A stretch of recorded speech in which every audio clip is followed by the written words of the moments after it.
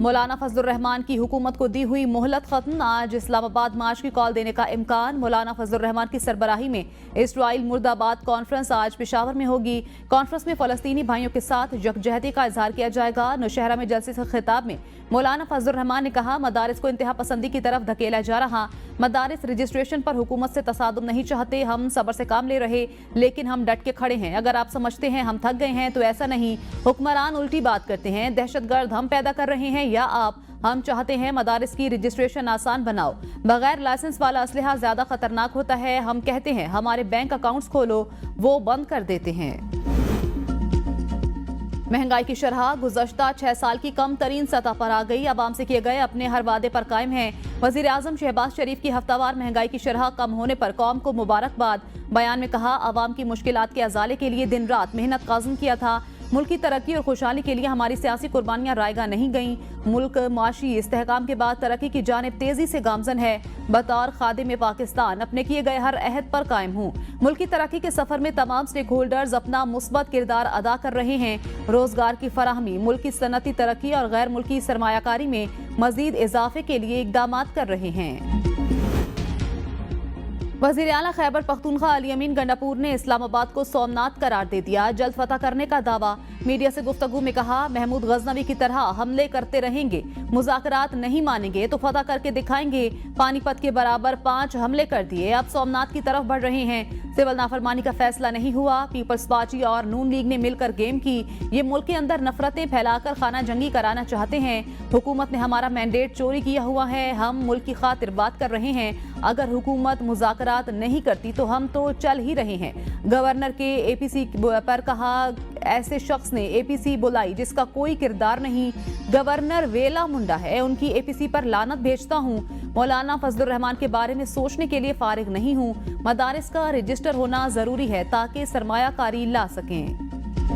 D चौक पे मैं 12:30 बजे तक बिल्कुल अकेली थी अपनी गाड़ी में।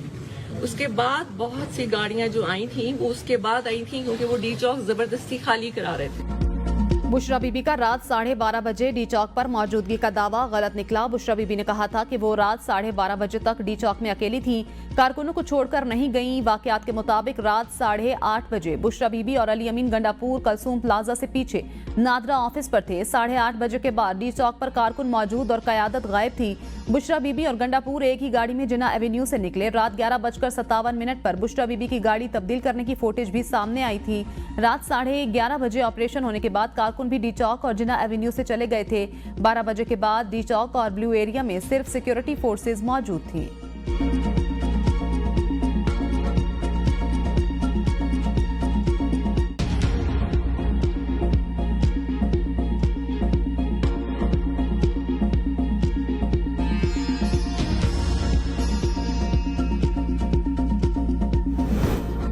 शुरू से लेकर आखिर तक बुशरा बीबी के साथ था। वज़ीर आला खैबर पख्तूनख्वा अली अमीन गंडापुर की भी बुशरा बीबी को अकेले छोड़ने की तरदीद। कहा, अगर बुशरा बीबी ने अकेले छोड़ने की जाने की बात किसी और के बारे में की है तो ये उनकी जाती राय है। बुशरा बीबी अपनी जाती राय का खुद जवाब दे सकती हैं।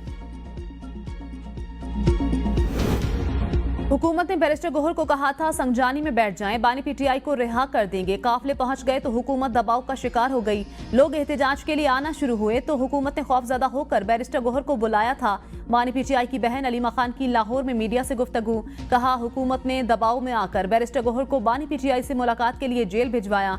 हुकूमत ने कहा था कि बानी पीटीआई को 20 दिन के अंदर रिहा कर दिया जाएगा। हमारा मुतालबा है कि केसेस के फौरी ट्रायल किए जाएं। ट्रायल शुरू होंगे तो लोगों की जिंदगियों के कई साल जाया होने से बच जाएंगे।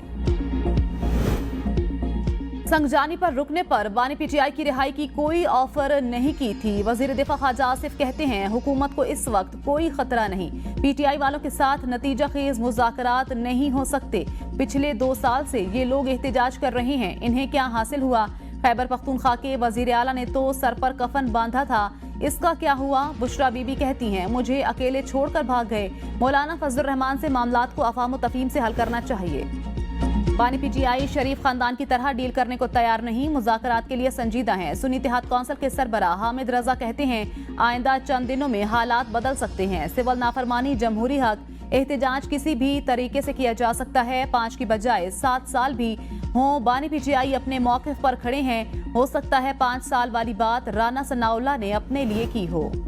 बुशरा बीबी कहती हैं, मैं भागी नहीं, अकेली खड़ी रही। भागने में तो आपने वर्ल्ड रिकॉर्ड कायम किया हुआ है। जो लाखों का लश्कर लेकर आई थी वो कहां गया, ये भी कौम को बताएं। वज़ीर इत्तलात पंजाब अज़मा बुखारी कहती हैं, पूरा मीडिया गवाह है, रात 11:15 बजे तक डी चौक क्लियर था। बुशरा बीबी खुद कलसूम प्लाजा से आगे नहीं गई। इनके अपने वर्कर्स ने बुशरा बीबी के भागने पर इनकी गाड़ी पर पत्थर और डंडे मारे थे। वर्कर्स ने उनकी गाड़ी के टायर पंक्चर किए, कहीं ये भाग ना जाएं। वो सीसीटीवी मौजूद है जिसमें बुशरा बीबी ने भागते हुए गली में छुपकर गाड़ी तब्दील की। 10 समातों से बुशरा बीबी गिरफ्तारी के खौफ से अदालत में पेश नहीं हो रही। बुशरा बीबी पहले जादू टोने करके बानी को घुमाती रही। अब मीडिया का दौर है, कुछ छुपता नहीं। पीटीआई की सियासत में आखिरी कील बुशरा बीबी ही ठोकेंगी।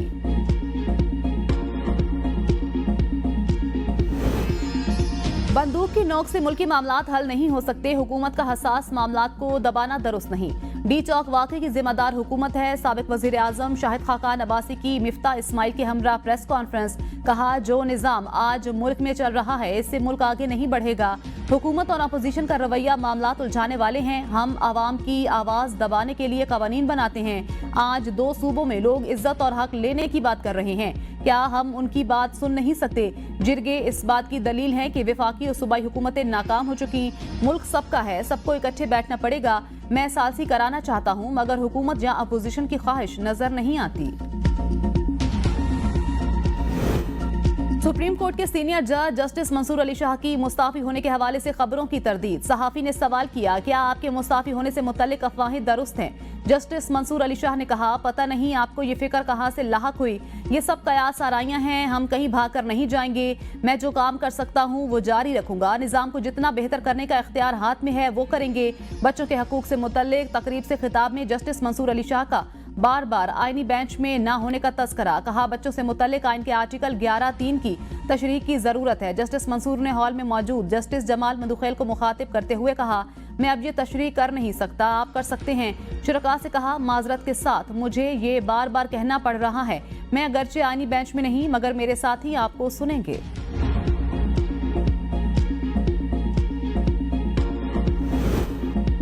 हुकूमत ने मौलाना के मुतालबे पर पार्लिमान से मदारिस बिल मंजूर करवाया। वजीर मजहबी अमूर चौधरी सालिक हुसैन कहते हैं, चंद कानूनी पेचीदगियों की वजह से मदारिस बिल को कानूनी शक्ल देने में कुछ वक्त दरकार है। रजिस्ट्रेशन का पूरा अमल रोल बैक नहीं किया जाएगा। मदारिस तालीमी इदारे हैं ना कि सनती इदारे। वजारत तालीम के तहत ही रजिस्टर होंगे। अलामा ताहिर अशरफी बोले, मदारिस के खिलाफ कोई कार्रवाई नहीं होने जा रही। 18,000 के करीब मदारिस वजारत तालीम से मुंसलिक हो चुके। हमारा मुतालबा ही दीनी तालीम को वजारत तालीम से मुंसलिक करने का था। पीटीआई का एजेंडा पाकिस्तान को तबाह करना है। वफाकी वजीर अहसन इकबाल का तकरीब से खिताब। कहा, पीटीआई का एजेंडा पाकिस्तान को बदनाम कर रहा है। एहतजाज और धरने की सियासत को दफन करना होगा। एक अनाड़ी शख्स ने तरक्की के सफर को रोका। पीटीआई की हुकूमत ने मुल्क को दिवालिया होने की तरफ भेजा। ये सियासी जमात पाकिस्तान के दुश्मनों के हाथों यरगमाल बन चुकी। इस्राइली लॉबी चाहती है कि लोगों की तवज्जो गजा से हटकर पाकिस्तान की जानिब चली जाए। इस्राइली लॉबी पीटीआई की हिमायत कर रही है।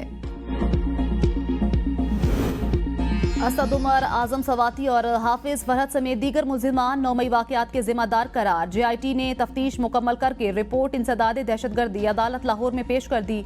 रिपोर्ट के मुताबिक असद उमर और आजम सवाती PTI लीडरशिप में शामिल थे। उन्होंने कारकुनों को 9 मई के लिए उकसाया। अदालत ने असद उमर, फवाद चौधरी, आजम सवाती की एक रोजा हाजिरी माफी की दरखास्त मंजूर कर ली। जज ने रिमार्क्स दिए, बार बार हाजिरी माफी की दरखास्तें आ जाती हैं, आइंदा दरखास्तें काबिल कबूल नहीं होंगी। अब जमानतों पर फैसला करना है, मजीद वक्त नहीं मिलेगा। अदालत ने मुल्जिमान के वकला को 14 जनवरी को दलाइल के लिए तलब कर लिया। जिन्ना हाउस जलाओ घिराव समेत दीगर मुकदमात में बानी PTI की बहनों की जमानतों में 18 जनवरी तक तोसी। इंसदाद दहशतगर्दी अदालत लाहौर ने पुलिस से तफ्तीशी रिपोर्ट तलब कर ली। बानी PTI की बहन अलीमा खान रोस्टम पर आ गई। कहा, 4 अक्टूबर को जेल में थी, फिर भी 5 अक्टूबर के मुकदमे में नामजद कर दिया। अदालत ने इस्तफसार किया, ये कैसे नामजद हुई? तफ्तीशी ने जवाब दिया, इन्होंने कारकुनों को उकसाया। जज ने रिमार्क्स दिए, मैं आखिरी मौका दे रहा हूं, पुलिस आइंदा अपनी तफ्तीश मुकम्मल करे, आइंदा इसमें जमानत में तारीख नहीं मिलेगी। एहतजाज से 190 अरब रुपए योमिया का मुआशी नुकसान होता है। सेल्स टैक्स चोरी से बिजनेस मॉडल नहीं चल सकता। विफाकी वजीर खजाना मोहम्मद औरंगजेब का तकरीब से खिताब, कहा होलसेलर्स रिटेलर से टैक्स लेने का फैसला बरकरार है। हुकूमत किसी की भी हो, माशी तरक्की के लिए पॉलिसियों का तसलसल लाजिम। मुल्क में माशी तरक्की के लिए सियासी इस्तेहकाम जरूरी है।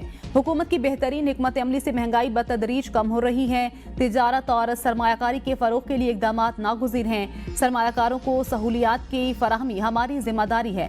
प्राइवेट सेक्टर के इदारों के मसाइल को हल किया जाएगा। सबको मिलकर मुल्क की तरक्की के लिए पॉलिसियों को जारी रखने के लिए इकदाम करना होंगे। पेट्रोलियम मसनूआत की स्मगलिंग के हवाले से मुल्क गिर सतह पर इकदाम किए जा रहे हैं। ममनुआ अशिया की सप्लाई और फरोख्त रोकने के लिए काम कर रहे हैं।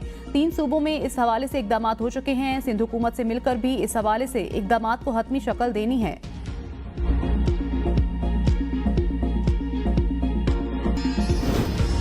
पीटीए ने मोबाइल नंबर के जरिए वीपीएन रजिस्ट्रेशन की सहूलत मुतारिफ करा दी। स्टैटिक आईपी ना रखने वाले फ्रीलांसर सहूलत से फायदा उठा सकेंगे। पीटीए के मुताबिक फ्रीलांसर्स अपने मोबाइल डाटा पर वीपीएन इस्तेमाल कर सकते हैं। वीपीएन की रजिस्ट्रेशन का अमल आईटी की तरवीज के लिए किया गया है। अब तक 31,000 से ज्यादा वीपीएन रजिस्टर्ड किए जा चुके। मुल्क में सुस्त इंटरनेट का मसला हल न हो सका। स्लो इंटरनेट के बायस फ्रीलांसर्स और इंटरनेट से मुंसलिक कारोबार करने वालों को नुकसान। बाइकिया और फूड डिलीवरी समेत कई सर्विसेज से मुंसलिक अफराद के घरों में नौबत फाकों तक आ चुकी है।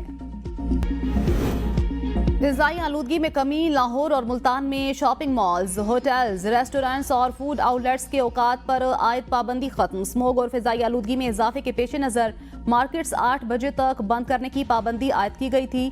हुकूमत पंजाब ने पाबंदी खत्म करने का नोटिफिकेशन जारी कर दिया। मरियम नवाज आज खुसूसी तैयारे से चीन के सरकारी दौरे पर रवाना होंगी। वज़ीर आला की ज़ेर क़यादत 10 रुकनी वफ़द भी चीन के 8 रोज़ा दौरे पर रवाना होगा। चीन की तरफ से मरियम नवाज को सरकारी दौरे की खुसूसी दावत दी गई थी। वज़ीर आला पंजाब बीजिंग, शंघाई और गुआंगडोंग के दौरे करेंगी। मरियम औरंगजेब, अज़मा बुखारी भी वज़ीर आला के हमरा होंगी।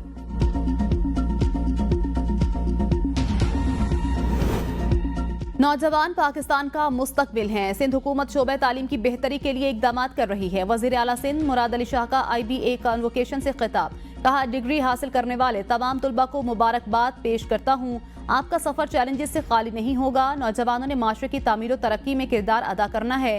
तालीम और तहकीक के जरिए एक तरबियती माहौल पैदा होता है। इंटरनेट बंदिश से पाकिस्तान को बहुत नुकसान हो रहा है। हुकूमत हमारे टैक्सेस के पैसों से झूठ बोलती है। अमीर जमात इस्लामी हाफिज नईमुर रहमान कहते हैं झूठे अशारियों से मईशत आगे नहीं बढ़ेगी। हुक्मरान ऐसी बातें करते हैं जो आवाम को समझ नहीं आती। डोनाल्ड ट्रंप इक़्तिदार संभालने से पहले धमकियां दे रहे हैं। इसराइल को अमेरिका की मुकम्मल पुष्टपनाही हासिल है। फ़लस्तीनियों से इज़हार यकजहती के लिए लाखों लोग योम पैदाइश।